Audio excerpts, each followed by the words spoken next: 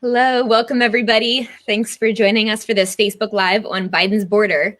As you're joining us, please feel free to let us know you're here. Introduce yourself in the comments section. And thanks again for joining us today. We're going to be talking about a report that was just released by the Transnational Institute, Mijente, and AFSC, which makes some really interesting connections between the militarization of border communities, the companies that profit from the militarization, and our government. So it's going to be really interesting. I do want to note that we'll be answering questions at the end of the conversation. So feel free to put your comments and questions on the comment section of the Facebook Live, and hopefully we'll get to some of them at the end. I'm thrilled to be joined on this Facebook Live today by three colleagues. Nick Buxton is a researcher at the Transnational Institute, an Amsterdam-based think tank that works with social movements worldwide. He co-edited the book, The Secure and the Dispossessed, How the Military Corporations Are Shaping a Climate-Changed World. And he's joining us today from Davis, California. We're also joined by Dov Baum, who is the director of AFSC's Economic Activism Program. Dov and the economic activism team do amazing work analyzing and tracking corporate connections to the border industry, occupations, and the prison industry through their online database, which is called Investigate, and which I think everyone should check out at some point. That link will be in the chat throughout. And finally, my colleague Pedro Rios is joining us this afternoon. Pedro directs the AFSC U.S.-Mexico border program based in San Diego, California.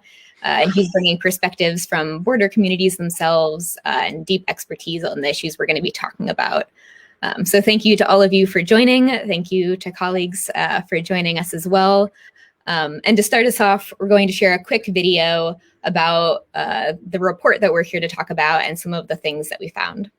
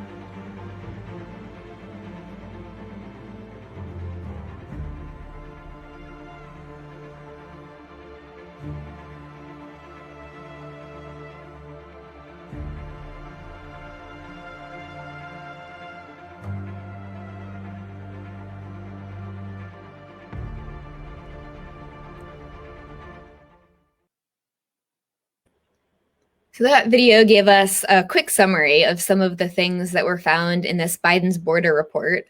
Nick, you're a co-author of this report. What did you find over the course of your research? So, well, thank you first for the invitation and the chance to share, Tori. This is actually part of a kind of longer series of work. It's at Transnational Institute, we've got a series called Border Wars, which has been looking really at the industry behind borders worldwide. And what we're finding is that everywhere militarized borders are expanding. Since the Berlin Wall fell in 1989, 63 walls have been constructed. And everywhere behind them, there is a booming industry profiting from it and also driving the militarization that we're seeing. So in this most recent report looking at the US, it kind of develops from a 2019 report called More Than the Wall. And we wanted to go behind the headlines that we see on borders and ask what kind of change we can expect from Biden on borders and immigration. I think we all know where we were with Trump. He was really openly racist. He was very committed to massively expanding and obsessed with the wall, and seemed to want to maximize the suffering of refugees and migrants. At least on the surface, with Biden, it seems that the opposite is true. In his campaign rhetoric, he talked about death at the borders and about family separation as, in his words, a moral failing and a national shame. And in the first 3 weeks or 4 weeks on almost now, he's already taken really some important steps to reverse Trump's most egregious abuses. So ending the Muslim ban, reinstating DACA, and most recently announcing new legislation for a path to citizenship. But I think what we wanted to show in this report, that it's also important to go beyond the announcements to look at the longer history and trajectory of the Democratic Party's positions and the structures of power and influence that will actually shape any legislation as it moves forward, to really understand what to expect. And I think the video showed you very briefly, but what this report shows us two things. First, that rather than marked by differences, actually US policy on borders and migration has actually been very much a bipartisan affair. And second issue was that there is actually a powerful industry that has profited from this common approach and is now deeply embedded in the corridors of power, and therefore will resist any changes that would affect their profits. And so on the report in the first issue really traces the history of the massive expansion of militarized borders. There's been a kind of gradual process, but especially since the 1990s, and even more so after 9/11, has massively decreased both under Republican and Democratic administrations. And that Biden, of course, who is a very long-standing politician, has more often voted in favor of this border militarization than not. And on the second issue, as we looked at what the corporations, how they're embedded, we found out firstly that since 2008 up to now, there have been $55 billion worth of contracts by the Customs and Border Patrol and ICE given to private corporations. So this is a very big and booming industry. And to make sure that those contracts keep rolling, the industry has therefore embedded itself in the corridors of power, donating to key legislators and constantly meeting with key officials within DHS, the Department of Homeland Security. Now, I'm not going to go too much into the industry because I think Dov can share more about that. But for this report, we focused in on 13 key companies and looked at their campaign contributions during the 2020 cycle. And it's important to say that corporations can't give directly from their own coffers to legislators or to politicians, but any individual in those companies can. And what we find is that the chief executives and high-ranking employees give most dominantly, and it gives a good indication from them declaring their donations of the company's preferences. Now, you'd have thought, given Trump's rhetoric, and initially that's what I thought going into this research, that the Republicans, they would be giving more to the Republican Party and to Trump. But actually, when we looked at the $40 million given by these 13 companies to federal candidates, 55% went to Democrats and 45% to Republicans. And it was even more stark when we looked at the difference between Biden and Trump, where Biden received 3 times as much donations. And what this suggests to me is really a clear intention by the industry to hedge their bets in an election year and influence the Democrats to prevent changes that will actually affect their industry. And certainly in one key area, and I think Pedro will speak more about this, Biden has already delivered on their expectations, because while he might be opposed to Trump's physical wall, he's talking for a smart wall, for virtual borders, for technical solutions to border militarization. In other words, surveillance, tracking, radars, mobile video units, which actually are the most profitable parts of the wall infrastructure. But that just because, and as well as being profitable, they're also deadly and dangerous for migrants. The Customs and Border Patrol own statistics show that between 1998 and 2019, there have been 8,000 deaths. And a recent report by No More Deaths suggests that the deaths could be at least 10 times that, the ones that we never know about. So I really want to conclude by saying that I think the key core message of this report is that if we want to bring about lasting and structural change and really move towards justice for refugees and migrants, then we need to push the Democrats to break with the industry that profits from border militarization and that is funding their campaigns. And we have had some success in these areas before. We've seen a real move for politicians to stop getting funding from fossil fuel as a result of fossil fuel firms, from big oil as a result of campaigning. Now we need to make the border industry equally toxic, that politicians should not want to be receiving money from those who profit from the suffering of migrants, and that if we want real dignity and justice for migrants, a first step must be to break the links with the border industry. Thanks, Nick, for sharing all of that research. Those are a lot of numbers, and I want to encourage those who have just joined and have questions, feel free to add your questions and comments in the Facebook comment section, and hopefully we'll be able to get to them after this conversation. So if there's any details you're looking for here, feel free to ask. So Dov, you've been tracking many of these companies that Nick's been talking about for years. What can you tell me about the border industry? Yeah, so I work with the American Friends Service Committee. 3 years ago, we've decided to map the industries of border militarization and mass surveillance and tracking of immigrants in order to allow activists and investors to take action against these companies and also maybe track their behavior, as this recent report shows. When we say the border industry, it's a little confusing because it's not an actual industry. Yes, if you see in the report, most of the companies listed are just weapons companies that are the backbone and the largest weapon companies in the country.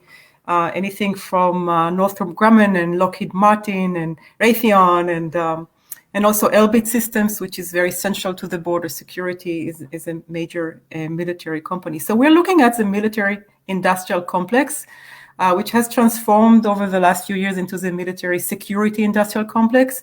And we see how large weapons companies are actually selling IT services. They're actually creating new databases of biometric information, like Northrop Grumman. The new database for DHS, it's called HEART. It has a capacity for 500 million entries. 500 million is not just people trying to cross at the border. 500 million is all of us. So I wanna suggest that these technologies that are militarized because they are created by military companies and because they were developed for a battlefield situation are implemented on much bigger scale than is thought of when we think about just the border. Specifically looking at this industry, we have created 2 sections on our database online on Investigate, which is the name of our database, that separates the border industry into 2. One was kind of the physical part of it, maintenance and construction of the wall itself, and the other one was what is now called the smart wall or the virtual wall, the surveillance and monitoring part of it. And very quickly we found out that the physical wall was not very interesting to research. This is a few maintenance construction companies. It's not big money. It's a lot of money for them, but it is not big money on the federal scale. While the smart wall side of things, this is existing. This is already done. Yes, not anything that is going to happen. The smart wall side of things is the lucrative side of business, as Nick said. I've been going regularly to meetings of this industry where companies are trying to sell their goods and ideas to CBP, and we see hundreds and hundreds of companies, high-tech companies, military companies, trying to come up with new gadgets and new ideas and new sensors, motion sensors, flying sensors, fixed sensors on towers, anything that tracks social media to see who is coming near the border, all the way from this to larger databases or predictive threat mechanisms. It is so much so that the main hindrance for getting contracts with the government is not money. And I'm talking about existing situations in the last few years, but it's just the length of time it takes to contract with the federal government, the bureaucracy. That's the main hindrance. And what happens is that the people operating all these sensors and machineries, they have another kind of bottleneck, and the bottleneck is just being able to read all that data. They have too much data.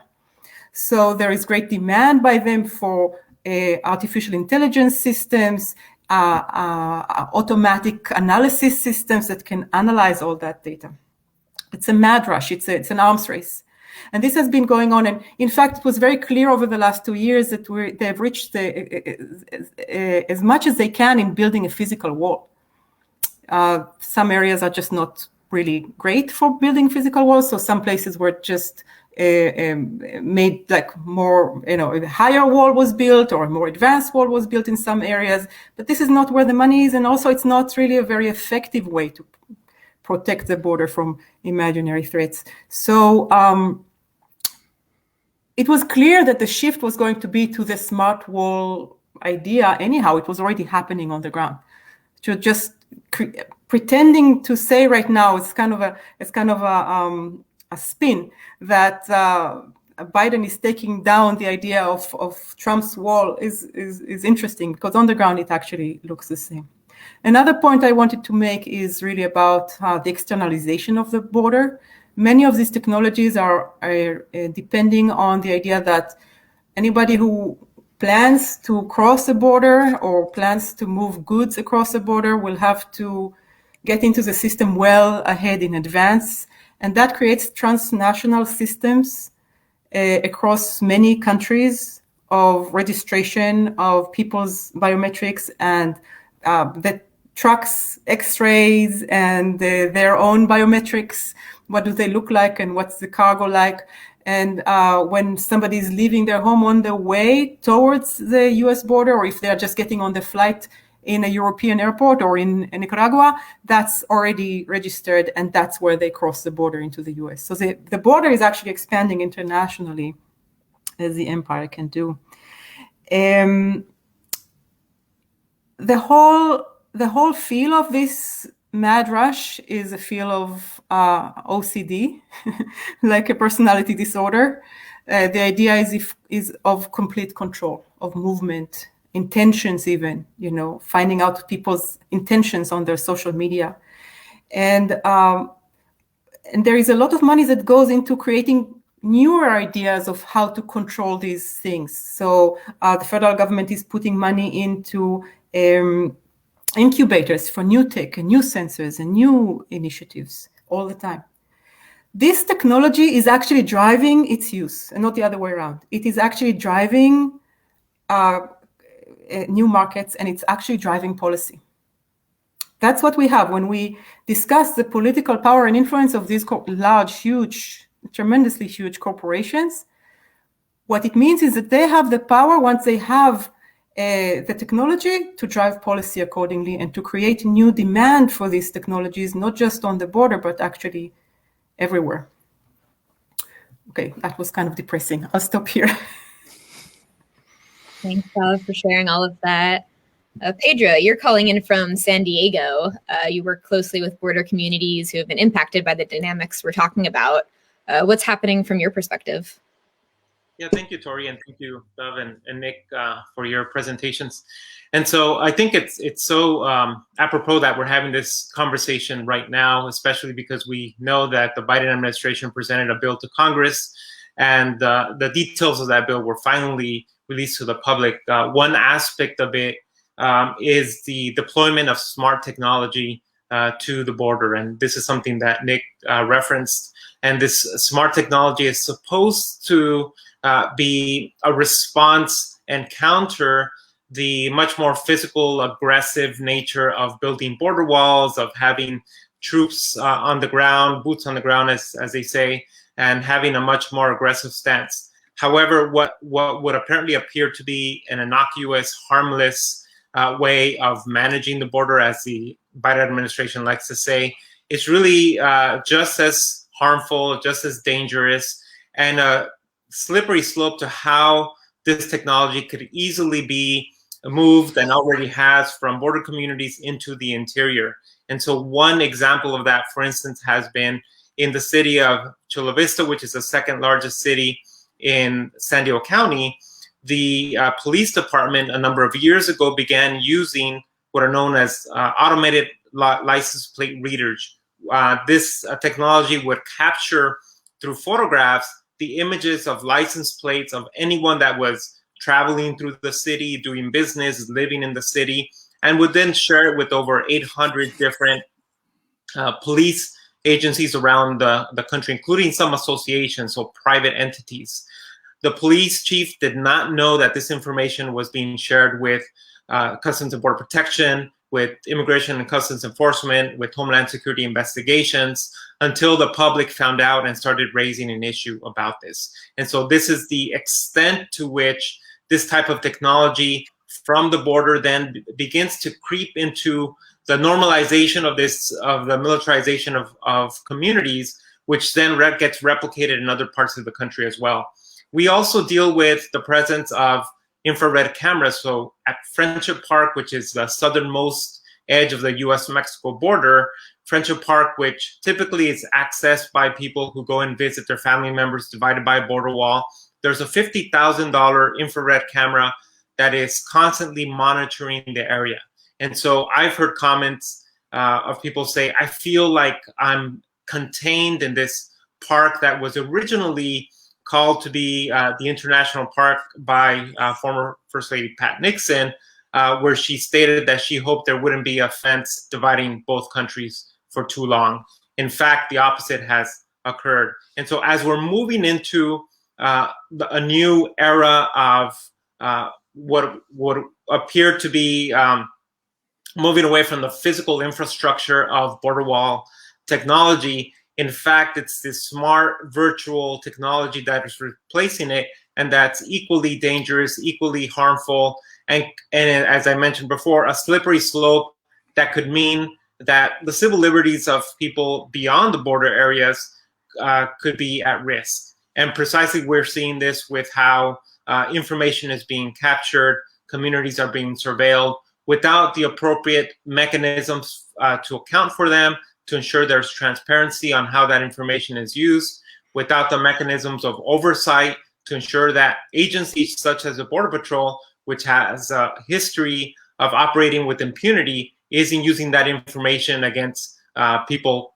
living in the borderlands or crossing through the borderlands. In fact, I would say that it's an extension and a new phase of the Border Patrol's prevention through deterrence strategy that was developed in the mid-90s that attempted to use what is known as territorial denial, meaning that they would deny anyone entry who did not have a proper way of entering the country. And so this is the upgraded version of prevention through deterrence that really has caused so much harm, where thousands of people have died in their attempts to cross into the US. So we have to be really watchful as this technology is being rolled out.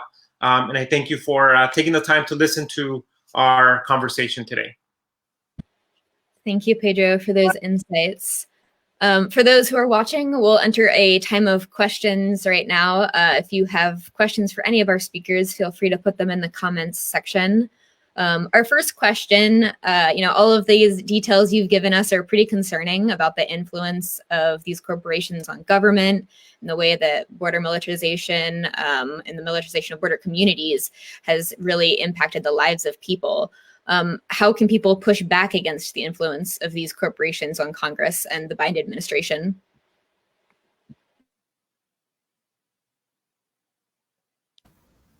I can jump right in. The reason why we've created the database online of these publicly traded companies is because we hope not just for the administration to be less swayed by them, but to start by actually cutting our own ties to those industries. So it's a symbolic move, but I think it's also, it can be actually very impactful in cutting and isolating the political power of these companies. And we can start at our own little institutions, our own pension fund divesting from these companies, our own faith organization, our own school, place of work. Just like it's the bon ton now that responsible investors do not invest in fossil fuel, they should not be invested in the border industry and in mass surveillance. Perhaps I could just add something quickly. I think one of the good things about the last few years is there's been a kind of growing awareness of the impact of border militarization and immigration detention. So people have woken up to the fact that it does involve suffering and exploitation and the denial of people's human rights. And so I think but it's something that's become visible under Trump's administration, but existed before. People were being separated, families were being separated, people were dying on the border, and that happened under Obama, it happened under Clinton, as well as it happened as Bush and Trump. So I think what's important now is to use this new awareness to say, we don't want this to continue happening. Family separation shouldn't be something that is just normalized. The unacceptable death toll is not something that should be normalized. So there's an opportunity now, I think, really to say, and I think an opening as well, because I think within the Democratic Party and outside, there is a real desire for a different approach. And so now is actually a critical time not to kind of just hand it over and expect it to happen, but to actually say we want to actually have more structural change, that we want real change that will make a real difference to people's lives. Thanks. Pedro, did you want to add anything to that, or do you think that summarizes it pretty well? I mean, what I would add is just the importance of community organizing and ensuring that community members are pressuring their elected officials from the very local level. The example that I gave in Chula Vista, there's already a lot of that organizing taking place, to the federal level, because ultimately there's a lack of information about how this technology is pervasive in our everyday lives. And so there needs to be much more information and greater accountability for elected officials in accepting the use of this technology in their communities. I think that leads us really well into our next question. You talk about how these technologies are already pervasive in communities. And Pedro, you mentioned some of these examples, but for all three of you, how have you seen smart wall technology already in use? And how has it impacted communities, whether that's communities at the border or elsewhere?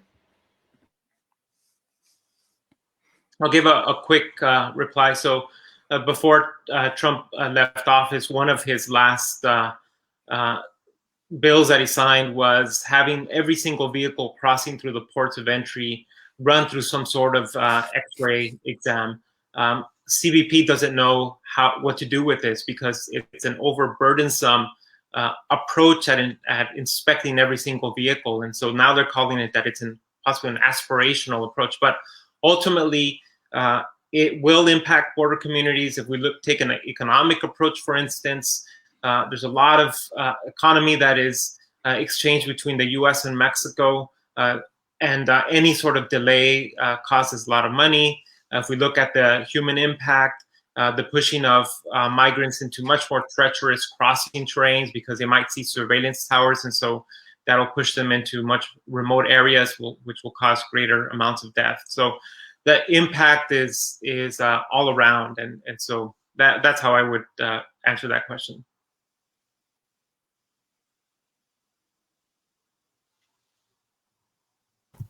I'd like just to add a word about that. People think of military technologies as going from some battlefield with tanks and guns, but actually most of what these companies were doing in Afghanistan and Iraq is manage civilian population.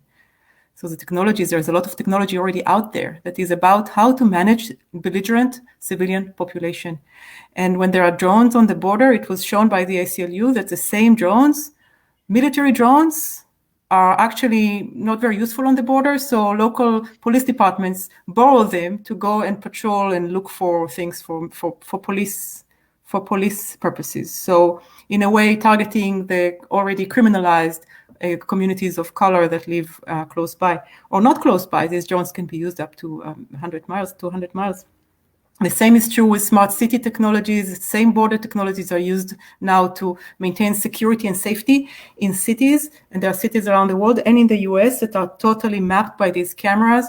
And these cameras means that we are all can be watched all the time. And why not even put a gun next to the cameras? This is what they did in other borders. You know, wherever you can put a camera, you can put also a remote controlled gun and excuse that by, protecting, the same logic of total control is expanding, and it's totally illegitimate.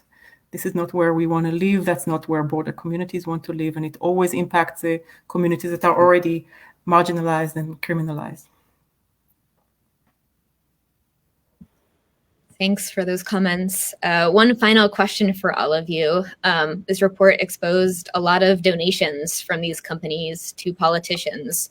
And that's one of the ways that these companies can gain access to Congress and the administration. How do border communities and other communities get the attention of Congress if they don't have access to these big political action committees and corporate donations? I mean, I think I partly touched on that already, but I think it is, as Pedro says, it's about community organizing. The only way to overcome money is with people power. And if enough people get together and make a noise and demand it, then that will actually start to push push politicians to take decisions that go against kind of corporate interests. And we've seen this already. I mean, there's in one area, for example, the big mobilizations about immigration detention has led Biden to say he's opposed to for-profit detention. And that's a shift against money, and certainly not popular with the industry. So it shows that it's possible when you do enough mobilization and community organizing to do it. Politicians in the end want votes, and that's where we have to use that power that we have. Great. Well, thank you all for all of these thoughts and all of the research and all of the effort that went into this. And thank you those who joined us for this conversation today. Really appreciate you all taking the time and hope you have a great afternoon. Thank you. Yeah, thank you.